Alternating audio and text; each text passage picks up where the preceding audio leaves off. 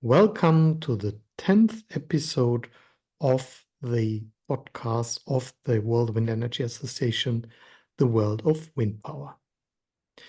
Well, today we have an important country we want to talk about, the Republic of Korea, also called South Korea, the southern part of the Korean Peninsula, which is technically one of the leading nations nowadays and also plays a role in wind power. And it's my pleasure to have as our guest one of the first pioneers, of the leaders of the wind power development in the Republic of Korea, Professor Choong-Yul Son.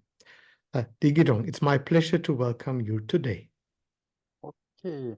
Hello. It's my pleasure also some possibility to speak in this podcast. And the hello, my lovely friend for wind energy or whole of the world.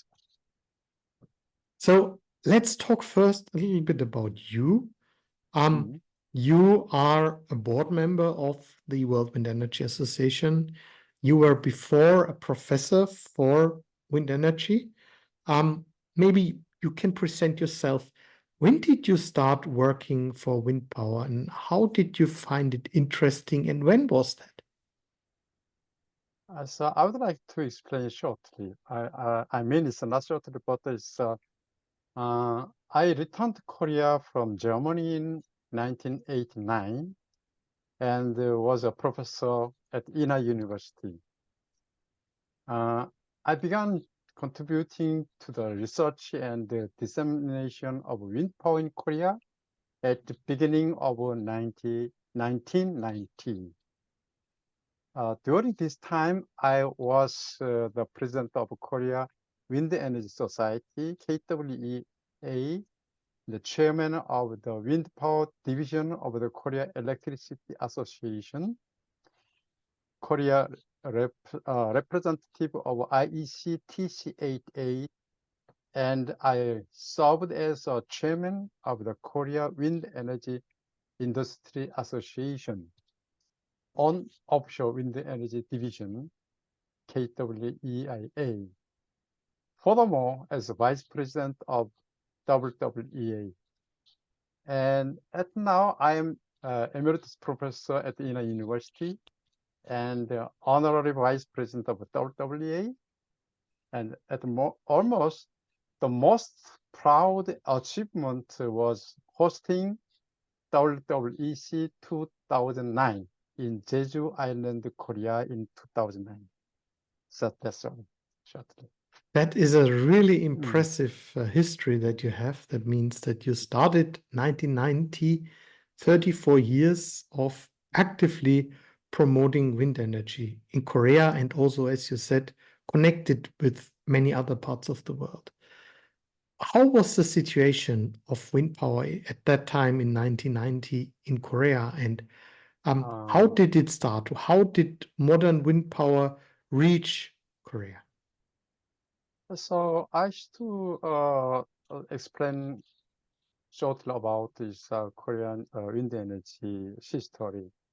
In Korea, it's a small instrument like a 2 kilowatt wind turbine built on March 1975 by the Korean Academy of Science at the Gyeonggi-do province.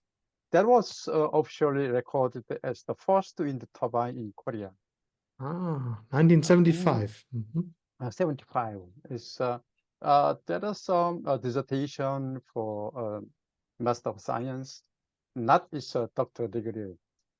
But anyway, it can be seen the full-scale research in the field of wind power generation began from 1988 to the beginning of 2000.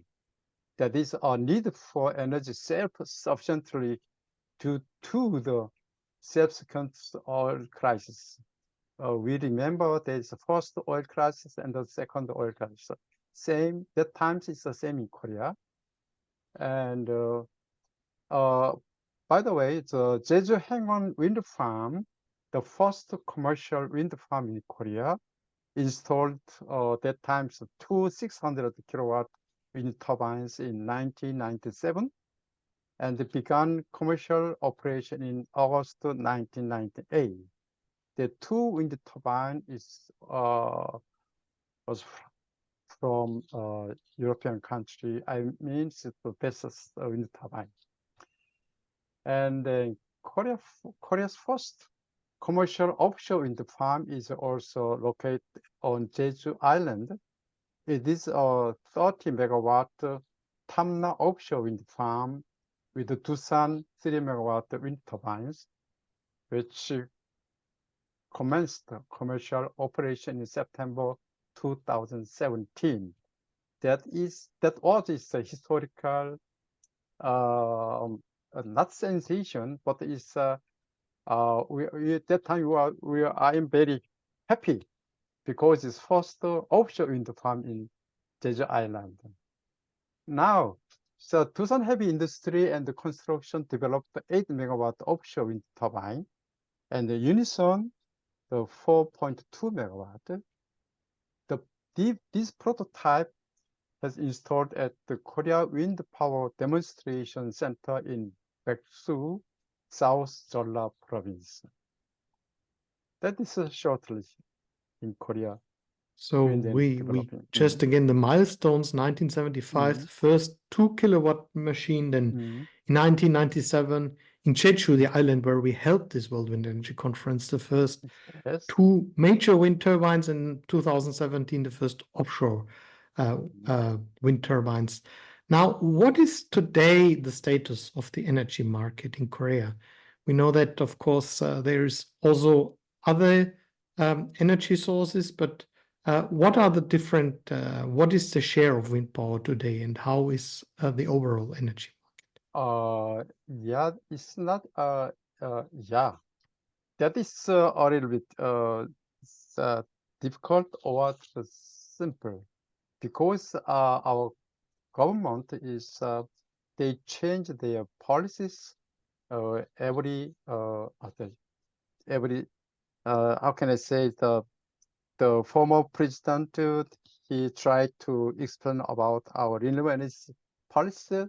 Now Professor Yoon is also, he changed all the renewable energy sector.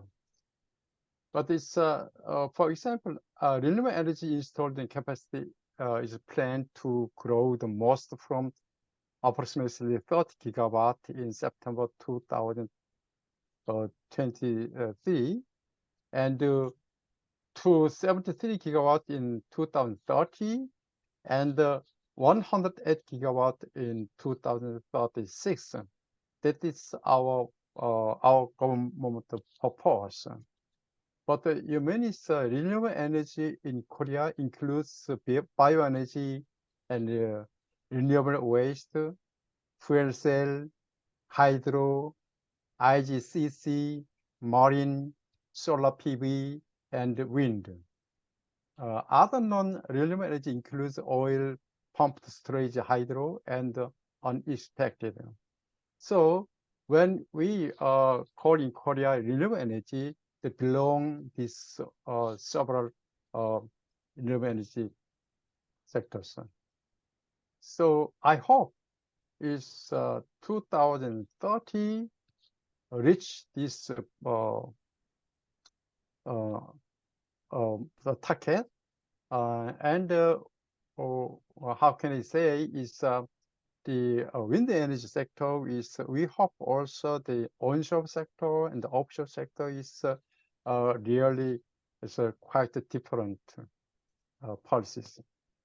What is today the share of wind power, and what is the installed capacity in Korea? And now is currently 123 wind farms. Total installation is about 2 gigawatt in operation.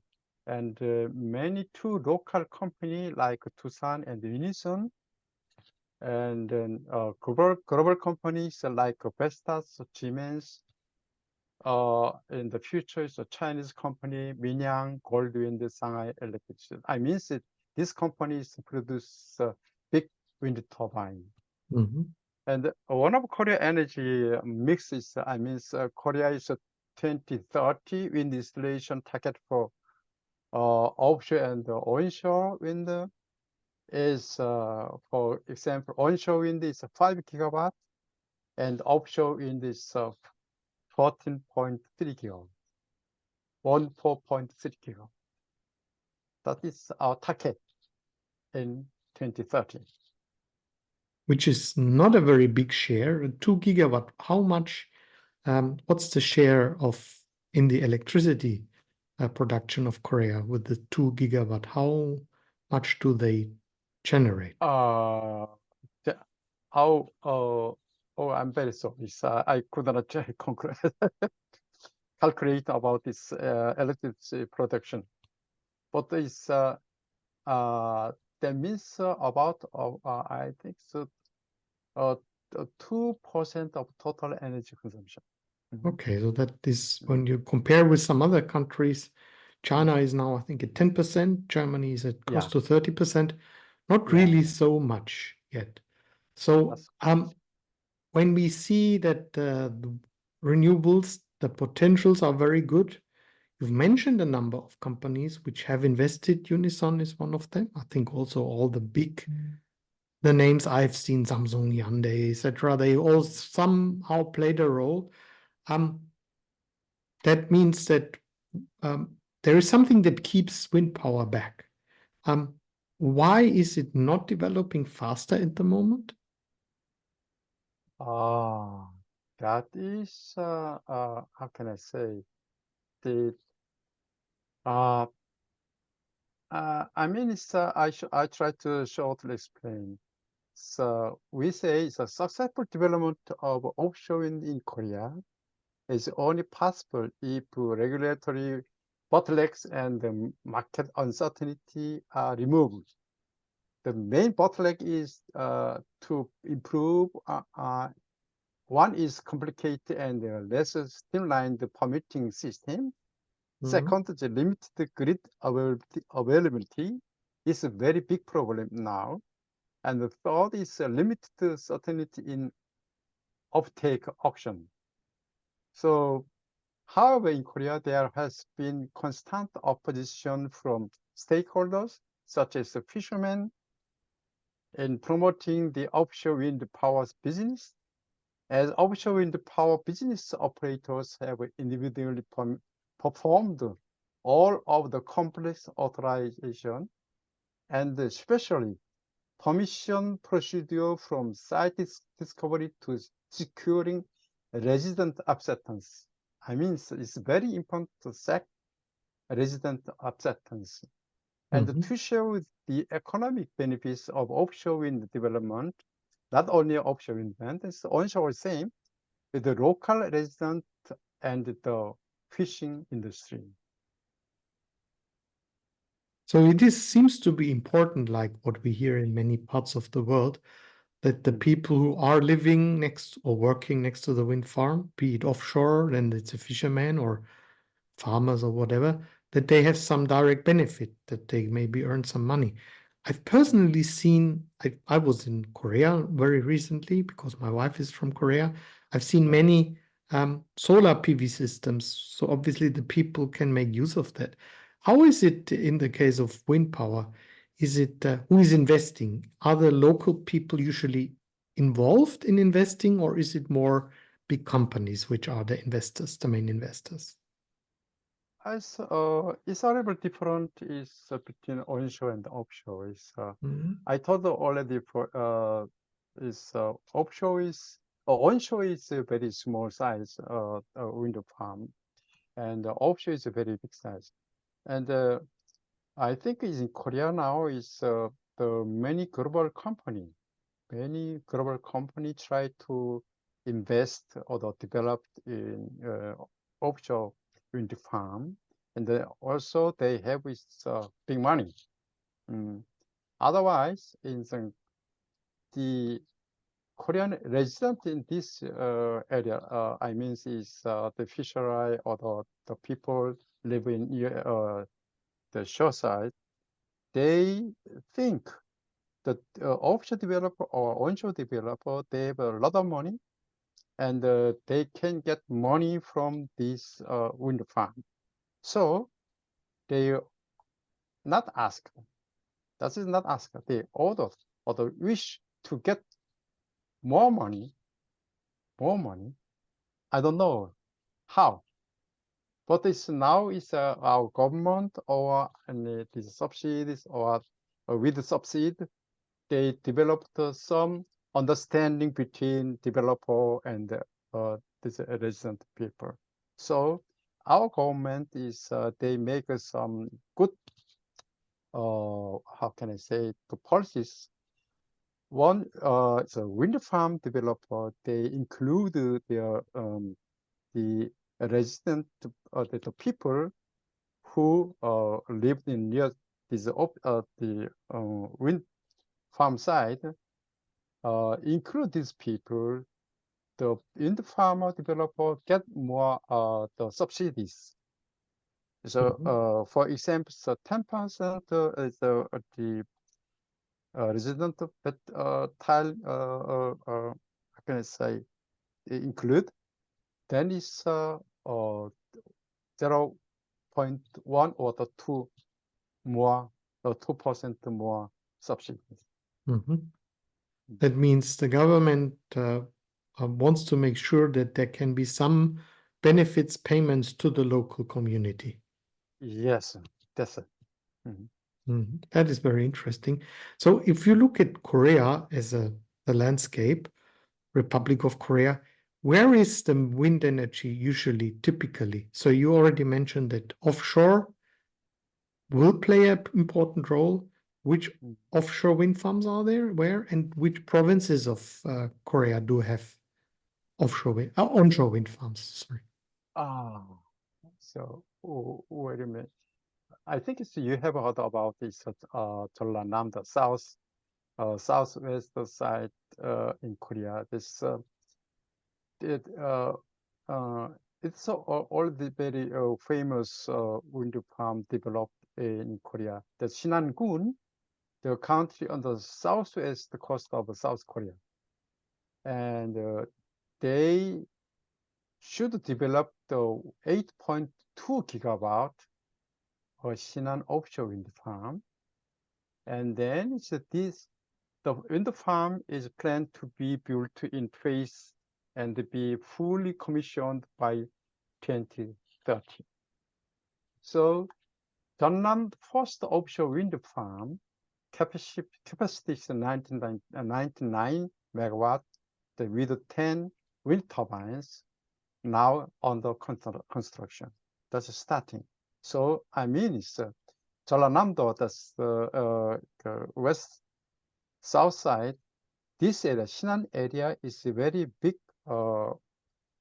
opportunity, or as a big, how can I say, offshore wind energy developed. And the east side, there is floating. I mean, we expect to have one of the largest floating offshore wind market globally. Some of the major projects that are well on the way up the coast of Ulsan, East Sea of Korea. The total capacity of 6 gigawatt of floating wind, including 1.5 gigawatt Haeuri and 1.5 gigawatt Bada energy and 800 megawatt briefly 1.3 gigawatt Munmubaram. That's a very famous king of the old generation. And the last one is 1.2 gigawatt KFW project. That is the east side. So, I mean, it's the shallow offshore wind farm is south side, and the floating is east side near Ulsan City. That is very interesting, because you have on the west side that direction China, there's shallow water, and on the east side there's very deep sea, right? Yeah, right. So what I hear from you is that there is a lot of expectation and plans to invest on a large scale in offshore wind, also to some degree in onshore wind. Will this be mainly done by international suppliers, or how is the status now of the Korean wind industry? Are they now producing the turbines that can be used? Oh, yes. It's for example, it's Tucson wind turbine is not so big, small size 3 megawatt, and then now it's they developed of 8 megawatt. So I think it's since last November, uh, there are one offshore wind farm in Jeju Island. They uh, they are installed is a Tucson wind turbine. I think it's the 8 megawatt type. Otherwise, is the Vestas wind turbine should be installed is Shinan offshore wind farm. Very interesting. So let me ask you, and Mm, we're coming to the mm, end now, time is mm. running Yeah. very fast. Korea, the longer term prospects of Korea. I mean, Korea is a country which is blessed with natural resources. There's plenty of wind. There is plenty of sun. There's also other, like there would be bioenergy. There would be a lot of renewable energy resources. Is there a plan to go for 100% renewables, and when would that be? So when can Korea be also in line with international climate commitments? It's very sorry because it's the area 100 members get just 2% of the electricity from renewable in South Korea. So it's very the blame is compared to 32 in China, 26 is Singapore, 15 in Japan, which I read in a report. But its increase, I told you already, is 2%. But it's our government to try to upgrade this area back. So our government is until 2050. So try to approach it 84%, not 100. But I think it is very good achievement in Korea. So I could say it's there is a very big project for solar PV, and otherwise is onshore and offshore. That's So all. it will be the major share of the energy will come in the middle of the century from wind and sun together. Makes a lot of Yes. sense because Korea doesn't have fossil resources and doesn't have uranium. So I think this is in the large interest, of course, of the country as also big manufacturer. I think the 10th largest industrial country now of the world. Well, we wish you all the best. We hope that the development maybe will be faster than some have expected. This has been very interesting insights directly from South Korea. So thank you so much for your time and for sharing your also long-term experience with our audience. Thank you very much and Thank goodbye. you. Bye.